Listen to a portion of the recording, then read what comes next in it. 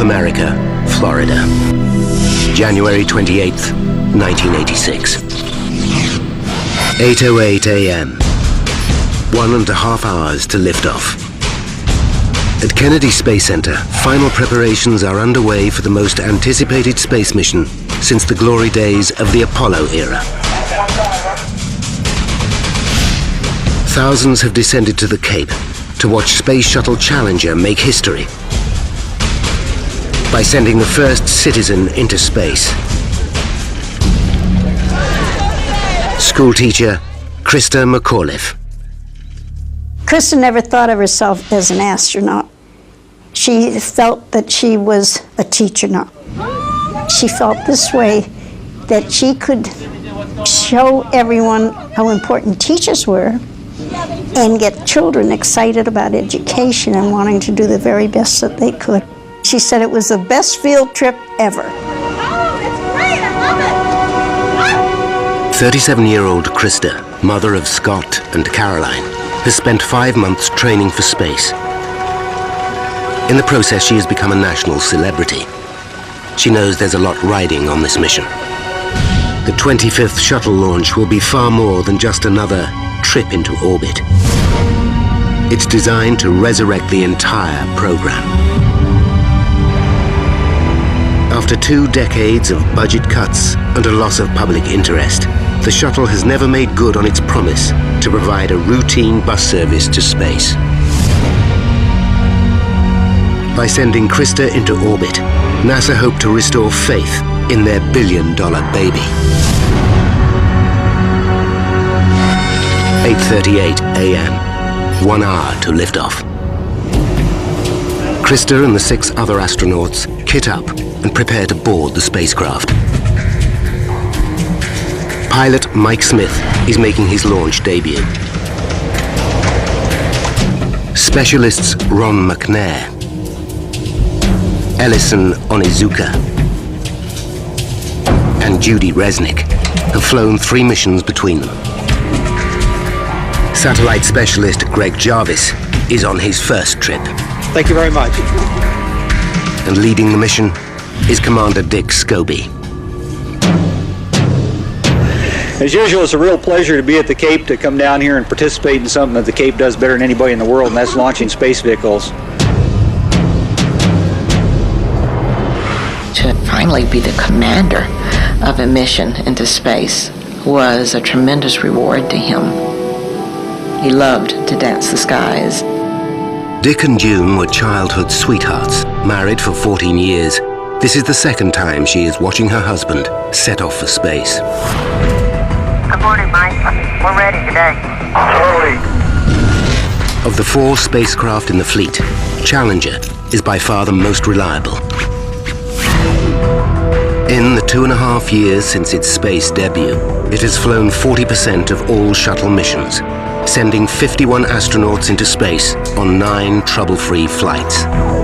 LVC, DOTC. Go ahead. Okay, as soon as you're ready, you've got to go to close out the crew compartment hatch. Okay, we copy. But this mission has not been going to plan. Bad weather has delayed launch for over a week. Unseasonably cold weather has covered the pad in sheets of ice 7.5 centimeters thick, and icicles over 1 meter long. No shuttle has ever launched in such freezing conditions. They're still assessing the ice problem that we had on the structure. Launch control decide to delay liftoff for 2 hours in the hope that most of the ice will melt. From their position in the stands, Krista's parents are worried. Just didn't feel right at all. And my husband said, he said, you know, if I could go and take her off that thing, I would.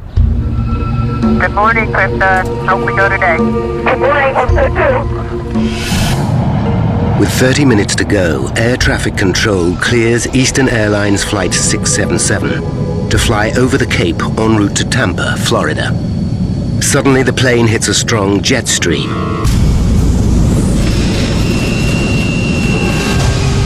The pilot descends to 9,000 meters, and the turbulence stops. He spots Challenger still on the launch pad and assumes the wind must be the reason for the delay.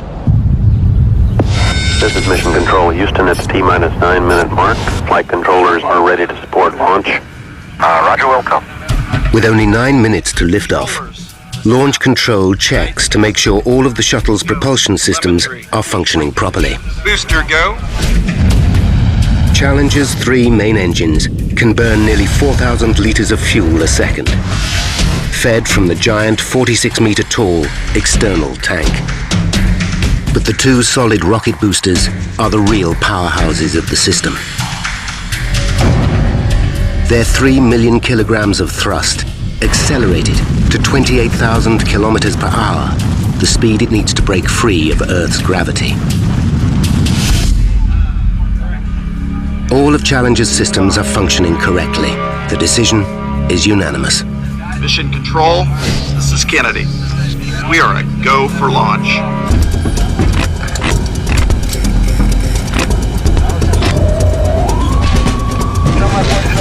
T-minus 2 minutes. With so much fuel in one place, the risks are clear to everyone. But in the history of American spaceflight, no astronaut has ever been killed at liftoff. A comforting fact for some. I suppose every once in a while you'd think about it, but you'd say, oh, NASA can do no wrong. And like Krista said, you know, Mom, she said that shuttle, they can shut that down the very last second if anything's wrong. 10, 9, 8, 7, 6, 5, 4, 3, 2, 1.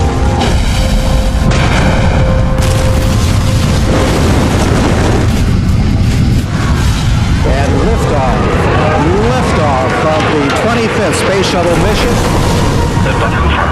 Liftoff. For Krista, it's the culmination of 5 months training and a lifetime dream. Challenger, roll program.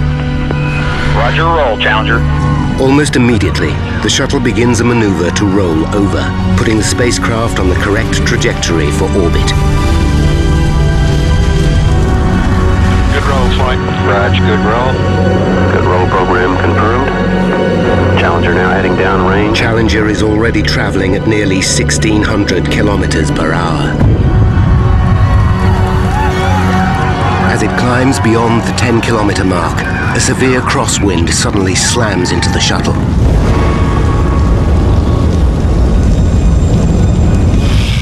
Over 3,000 kilometers away, engineer Roger Beaujolais is watching in horror. Challenger is on the verge of disaster. As Challenger rockets upwards, it's traveling 9 times faster than a speeding bullet. 58 seconds into flight, it encounters a side wind, but a second later, the shaking stops. Now comes the most critical part of the ascent. A phase known as max Q, where the aerodynamic forces are at their greatest. Travel too fast, and the shuttle will break apart. Mission Control, under the command of Flight Director Jay Green, order Challenger to throttle down her engines. 3 at 65. 65, Fido. TDL confirms throttle. Thank you.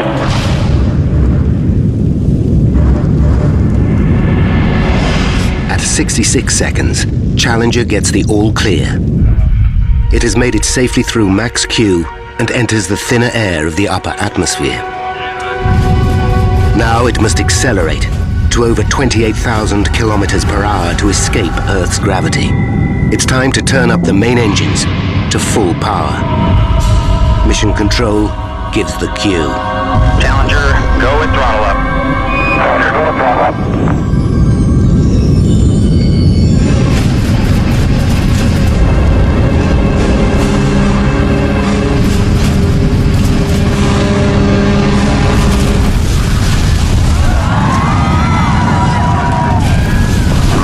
Suddenly, Challenger is engulfed in a massive fireball. Mission Control are stunned. They lose all contact with the spacecraft. Flight GC, we've had negative contact, lost downlink. Copy. Their data hasn't indicated that anything was wrong. Okay, all operators, watch your data carefully. Nobody is sure quite what has happened. Krista's parents can't believe their eyes. The shuttle was gone, and we all knew, everybody knew that something was wrong. Something horrible was wrong, but of course nobody knew what it was. Flight controllers here looking very carefully at the situation. Obviously a major malfunction. At that moment when we were our most excited, it came crashing down. The boosters remain intact, careering wildly off course. For safety, they are destroyed by remote control.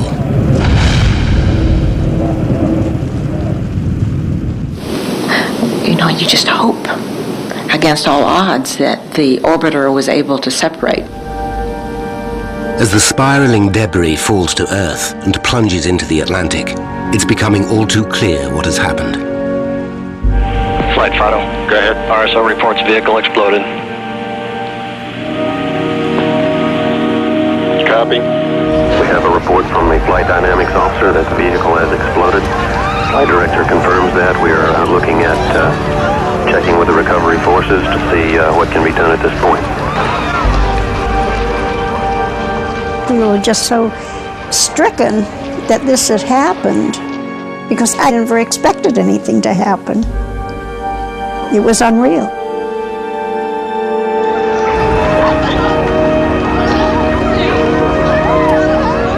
Incredibly, as the wreckage emerges from the fireball, the crew compartment is still in one piece. Fido Flight, go ahead. Do the RSOs have an impact point? Stand by. At mission control, Jay Green gets the exact location where the wreckage hit the ocean. DoD also reports that all SOC forces have been scrambled and they are on their way. A massive search and rescue operation is immediately set in motion. They're hoping that the astronauts may still be alive. Then, they spot a parachute lowering from the sky. But it's a false hope. The parachute is only attached to the nose of one of the boosters. It's just part of the debris that continues to rain down over the Atlantic. The crew compartment can no longer be seen. Having fallen over 19 kilometers, it must have hit the ocean at over 320 kilometers per hour. The crew didn't stand a chance.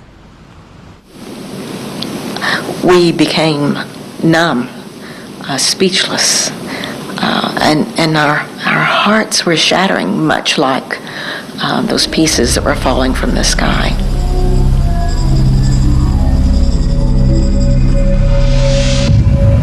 When salvage teams manage to locate the remains of the crew module, what they discover is truly horrifying.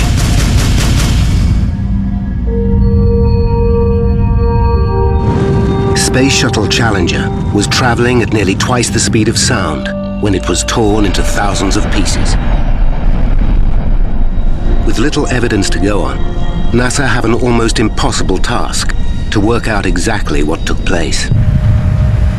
But with the recovery of the crew compartment, they should be able to piece together what happened to the astronauts after the massive blast. The crew's helmets give NASA their biggest lead.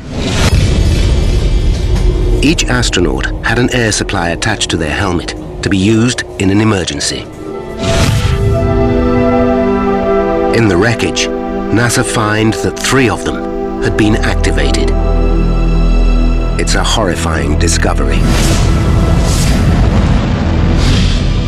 It means that at least 3 of the astronauts survived the explosion and could have been alive during the fall to Earth, a journey of over 2.5 minutes. At the memorial service, President Reagan pays tribute to the brave crew. All the relatives of the astronauts are there, including June and her family. We were just barely able to put one step in front of the other. There was silence among all these family members. We were stunned. You never can prepare for anything like this. The best we can do is remember our 7 astronauts, bringing life and love and joy to those who knew them, and pride to a nation. I was just sad. I just felt the loss. I felt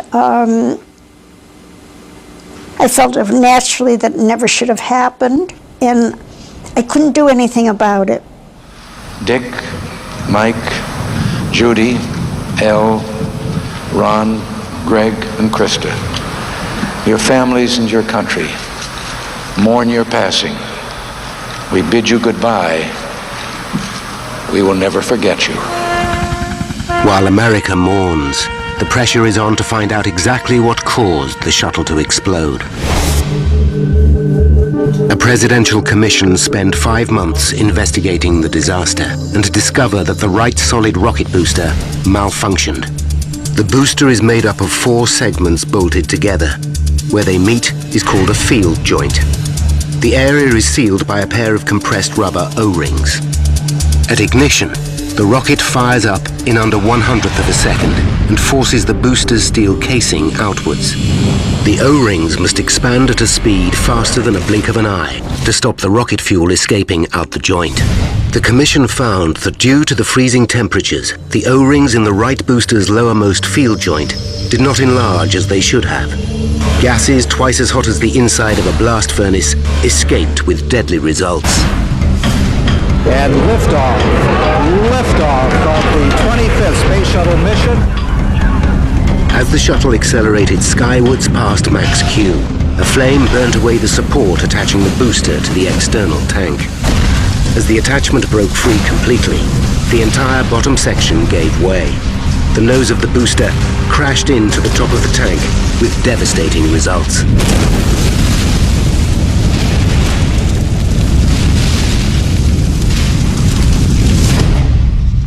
But now, one man is convinced there's more to the story than the O-rings and the weather. After the investigation, a fairly simple conclusion was drawn in the public mind about what went wrong. Cold plus O-rings. Put them together and you have a Challenger explosion. Well, there was more to the story. Renowned author James Childs has spent 20 years unraveling some of the world's worst technological disasters. He's investigated everything from the Chernobyl nuclear explosion to the Air France Concorde disaster. Childs believes that in the Challenger accident, compromised O-rings can't have been all that was to blame. One of the thoughts had been that if an O-ring failed, everything would go to pieces right there on the launch pad. Well, that didn't happen. Instead, it broke up at 73 seconds. Certainly, a mystery is laid in front of us. Something else must have been going on beyond a simple O-ring failure. Childs knows that every detail of Challenger's launch will be vital in unraveling the puzzle. He begins by re-examining the evidence that led the commission to their conclusion that the O-rings were to blame. The original investigation began by looking at the footage shot by more than 200 cameras as the mission got underway.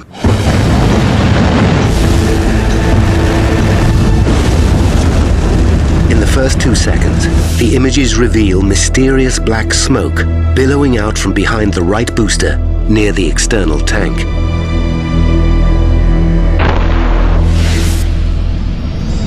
Using the camera positions, the commission tried to work out exactly where the smoke was coming from.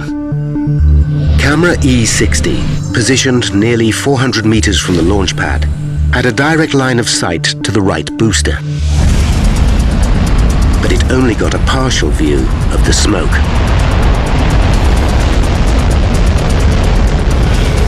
Next, they looked at an alternative position almost 600 meters west, camera E63, in the hope that this had captured a better shot. But again, the source of the smoke was obscured.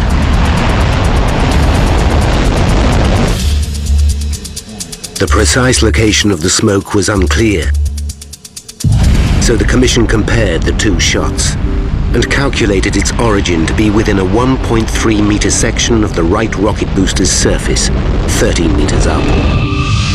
Analysis of the footage also indicated the smoke was billowing upwards. This vital information, together with the black color of the smoke, showed that it was the O-rings that were burning. But Jim Childs is not convinced this is the whole truth. If the O-rings had been breached and were leaking rocket fuel, the super-hot gases should have burned through the booster casing immediately, blowing the entire shuttle to pieces at liftoff.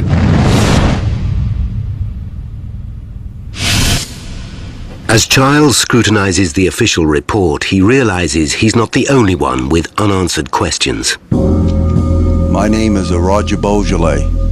Engineer Roger Beaujolais worked for Thiokol, the company that built the boosters for NASA. I swear to tell the truth, the whole truth. He testified to the Commission in 1986. He too realized that a more complex chain of events must have taken place. On the morning of the launch, they were expecting temperature. If we had a leak in a joint, it would blow up right at ignition. And not only blow up the shuttle, kill the astronauts, but it would blow up all the launch pad facilities also.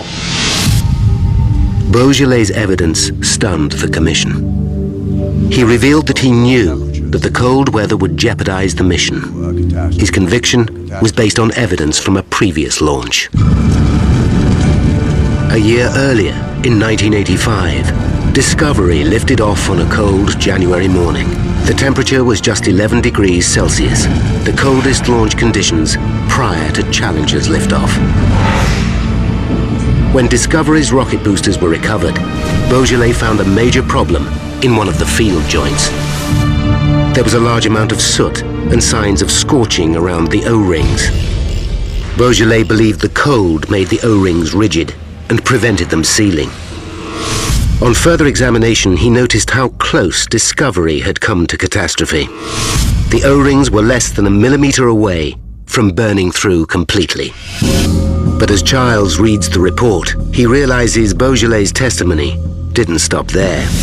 We scheduled a teleconference between... He made a far more damning revelation.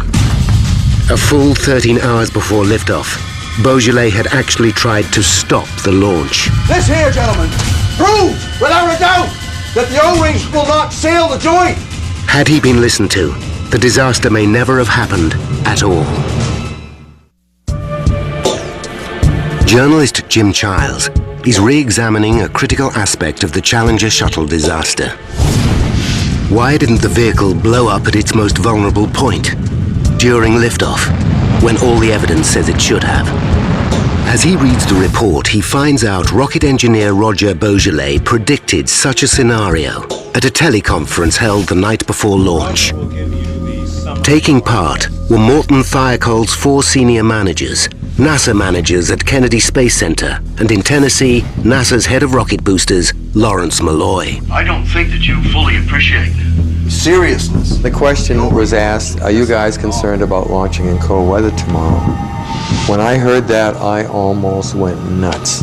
I recommend that we do not launch if the temperature is below 53 degrees Fahrenheit. When Beaujolais warned them that the freezing temperatures made it too dangerous to go ahead, Thiokol's managers immediately advised NASA not to launch. We recommend not launching.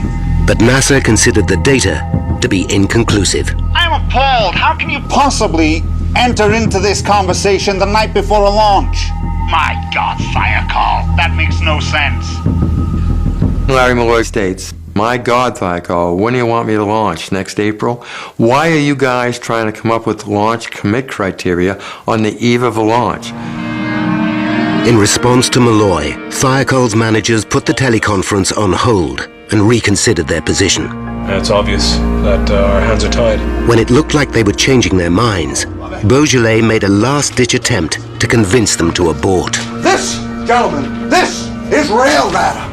He reminded them of the burnt O-rings from Discovery's near-fatal flight a year earlier. Look at it! Damn it, look at it! I was literally screaming at them to look at the photos and not ignore what they were telling us.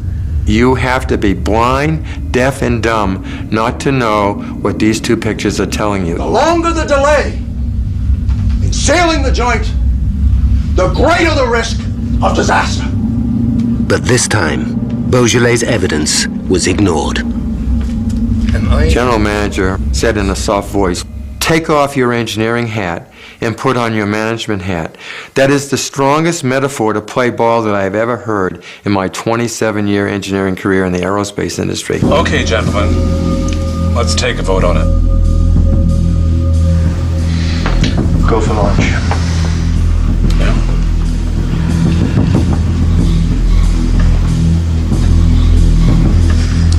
All four managers agreed to launch. This is Viacall. Back online. What's your answer? It's a go to launch. When they told NASA, Lawrence Malloy immediately accepted their decision. I was so angry. I had to stay as composed as I could by kind of separating myself from what was going on in the meeting at that point, or else I would probably jumped up and punched somebody out. The next day, as Beaujolais watched the launch, he fully expected to witness a ground-level blast of gargantuan proportions. As the vehicle ignited and cleared the launch tower, so a big sigh of relief came through me. We had just dodged a bullet because it hadn't exploded on the pad. But of course, Beaujolais' relief was short-lived. I sit in stunned silence, and I can't tell you to this day, 20 years later, how long I sat there. I eventually found my way back to my office. I actually put my feet up on the desk and looked at the corner between two walls, and I fought for hours to hold back the tears because I was an emotional wreck.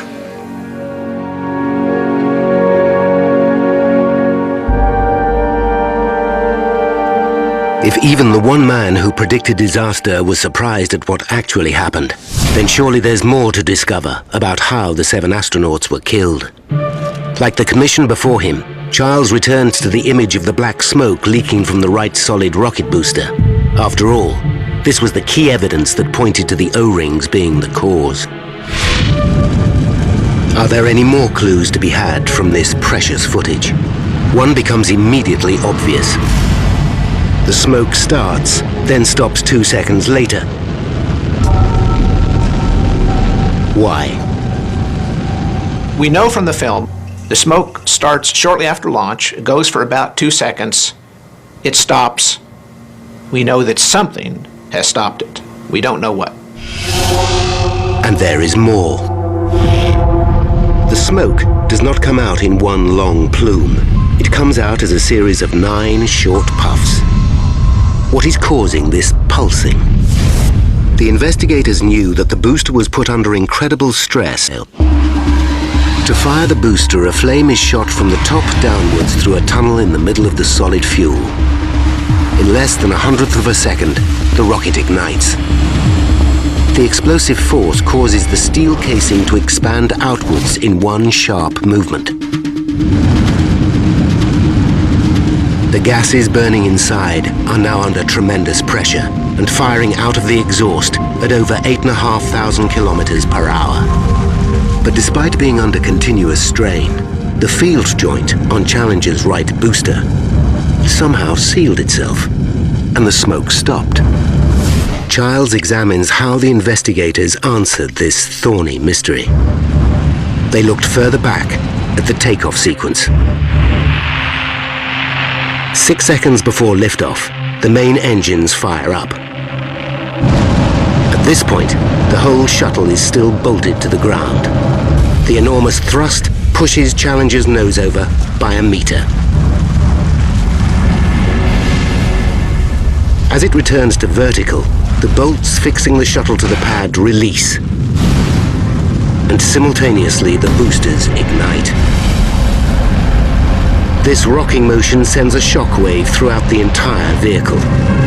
It's a phenomenon NASA engineers call the twang.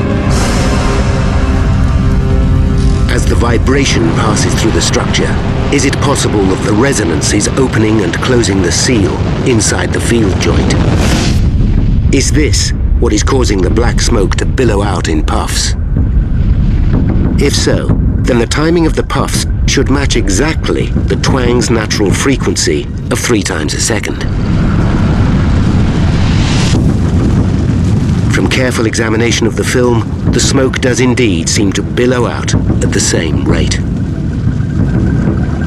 It's clear from the match between the frequency of the smoke puffs and the vibration of the solid rocket booster that the twang is directly responsible for these puffs of smoke.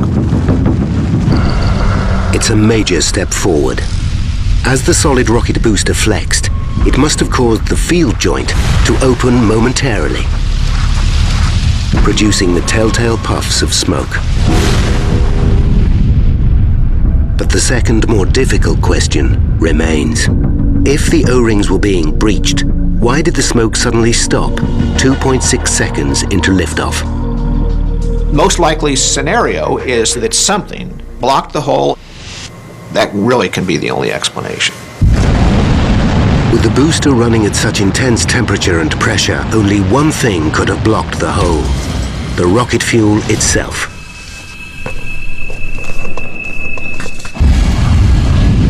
In the 50s, solid rocket fuel was revolutionized when a new element was added: aluminium. It raises the burning temperature and increases the thrust by about 50%. But aluminium-enhanced rocket fuel leaves a metallic residue known as slag, which is normally blown out of the exhaust along with the hot gases.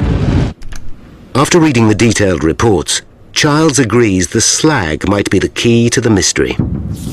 We'll never know the exact dynamics, but it fits the physics. The theory is that as the booster burned, aluminium slag built up around the gap left by the burning O-ring and stopped the hot gases leaking through the field joint. This mechanism would finally explain why the shuttle didn't blow up at liftoff. So given that the booster survived the most dangerous phase of any mission, the traumatic shake-up of launch, why did disaster strike 73 seconds into flight? The Commission uncovered 2 important leads. At 58.8 seconds, a film camera captures a flame appearing on the side of the right booster. Moments later, there's an unexpected reading in Challenger's flight data. More than 2,000 transmitters spread all over the vehicle give mission control an accurate account of the spacecraft's behavior in real time. The information, called telemetry, is recorded on the ground. At 60 seconds, the pressure in the booster suddenly starts to fall from 44.7 kilograms per square centimeter to 43 kilograms per square centimeter. Something has gone wrong in the right-hand booster. It's 24 pounds per square inch low. A loss of pressure can mean only one thing. The hole has reappeared and rocket fuel is escaping at high speed. So Childs now has to find the reason why the hole opened. Immediately he notices what seems too much like a coincidence. At the very moment the flame appears, 58.8 seconds into the flight, Challenger passes through the danger zone known as Max Q. This is where the air resistance experienced by the shuttle is at its greatest and the structural forces peak. Given that Max Q occurred just as the flame appeared, Childs wonders if the stresses on the ship could have dislodged the slag. Why would it open again? It might well have to do with the stresses on the shuttle at around the 60-second point. That might well be enough to open it up and free those chunks of slag. It's a reasonable theory, but there's no proof. The shuttle was not overspeeding and had correctly throttled down to 65%, so it shouldn't have been unduly stressed. Engines at 65%, 3 engines running normally, 3 good fuel cells, 3 good APUs. Perhaps something else was going on. Reading through a little-known report by an engineer who studied the accident on Morten Thiokol's behalf, Child stumbles on an intriguing possibility. He takes another look at the film of Challenger's ascent.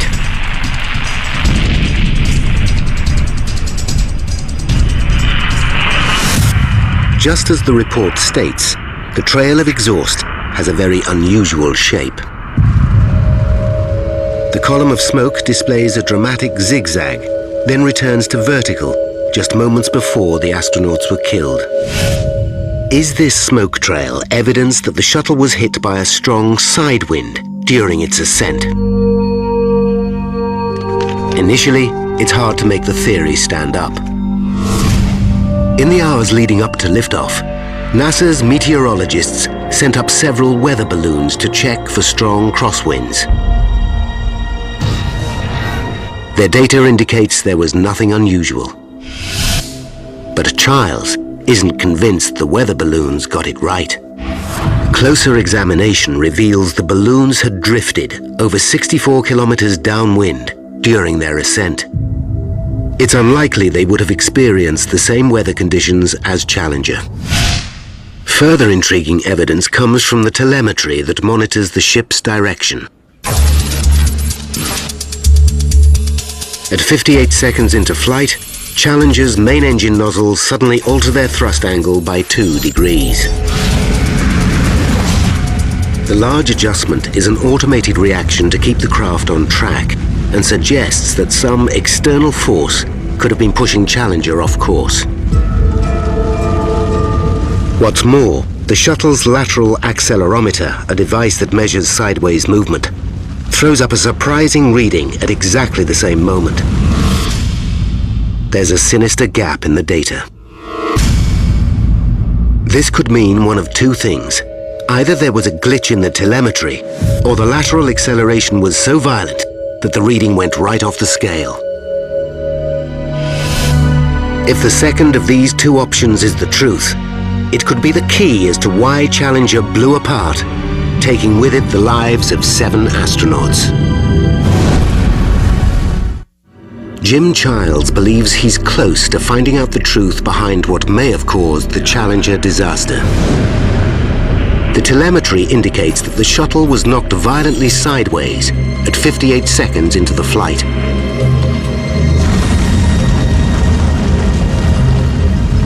He returns to the image of Challenger's smoke trail. And sure enough, at 10 kilometers, the smoke trail has an extreme dogleg to it.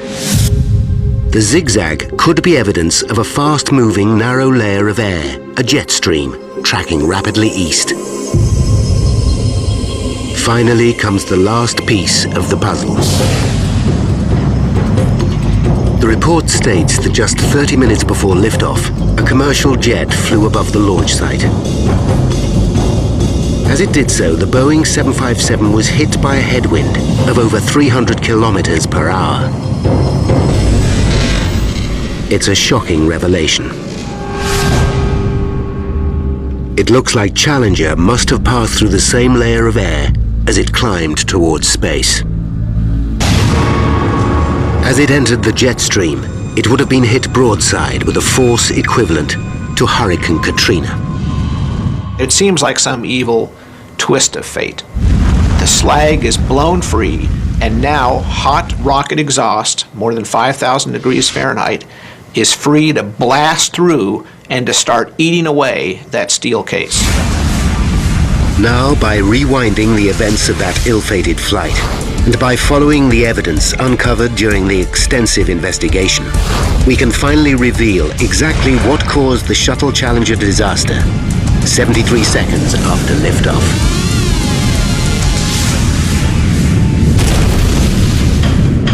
4, 3, 73 seconds to disaster. 1.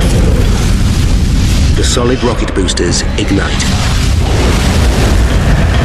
Inside the right booster, the O-rings have been hardened by the freezing temperatures and are unable to keep the lowermost field joint sealed. They start to burn away. And liftoff. Liftoff. As super-hot gases escape, small pieces of aluminium slag from the rocket fuel build up and block the hole, preventing a catastrophe on the launch pad. 15 seconds to disaster as Challenger enters a fast-moving yet very narrow jet stream. It is shaken violently. The aluminium slag is dislodged. Almost immediately, a flame appears on the right solid rocket booster.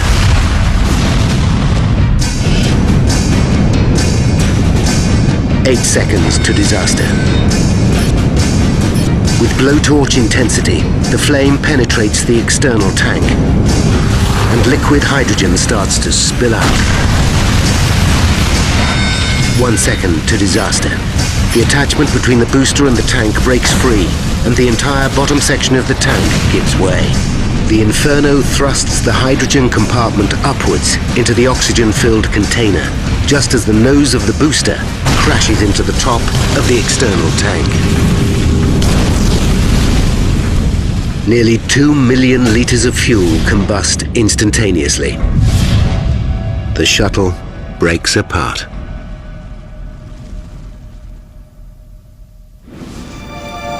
For Childs, it's a sobering end to his investigation.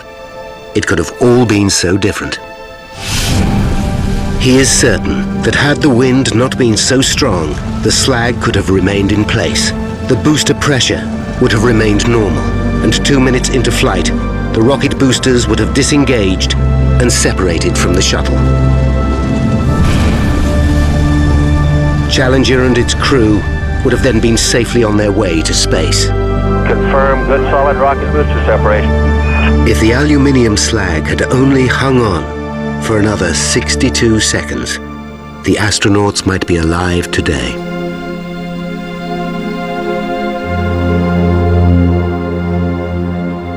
My husband was very angry, very angry. In fact, he was so angry they were worried about him that he might have a heart attack. And he never really lost that anger. He blamed NASA. He felt it never should have happened, and he had lost his daughter, his pride and joy. I never thought I was angry because I was just sad. I just felt the loss. But it had happened, and there wasn't any way of bringing her back or any of them back. In their final report, the Presidential Commission put the Shuttle Challenger disaster down to cold weather, bad decisions, and an unrealistic flight schedule. My world just came crashing down to hear about the causes. It was one of the most difficult days for all of us. We were angry, we were sad, we were sorry, a tremendous loss for us. They held the managers of both NASA and Morton Thiokol responsible for the decision to fly. NASA had promised prompt, routine access to space that would be affordable, and it really couldn't meet any of those conditions. And so the pressure built, the mistakes were made, the signals were missed, and so rather than an O-ring, it was the system that brought Challenger down. In the months following the disaster, Morton Thiokol paid the astronauts' families around $4.6 million, but were awarded a $1.8 billion contract to develop a new range of rocket boosters. NASA's Lawrence Malloy was offered a promotion to Deputy Director of all propulsion systems. Roger Beaujolais resigned from Morton Thiokol and suffered a nervous breakdown. First 2 years after the disaster were a living hell. I did nothing wrong, and everybody has the responsibility to do what they get paid for, and that is to stand up for what they know is right.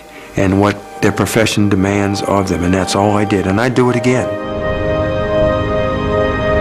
The shuttle program was grounded for 3 years, while the spacecraft was redesigned and a broad range of safety systems put into place. But even so, in 2003, Columbia burned apart on its return journey from space. 7 more astronauts lost their lives. The investigation into the accident concluded that NASA had failed to learn many of the lessons of Challenger. To this day, the agency's hopes for routine space travel have never been realized, and no other private citizen has ever flown aboard a shuttle. 구독과 좋아요는 영상 제작에 큰 도움이 됩니다.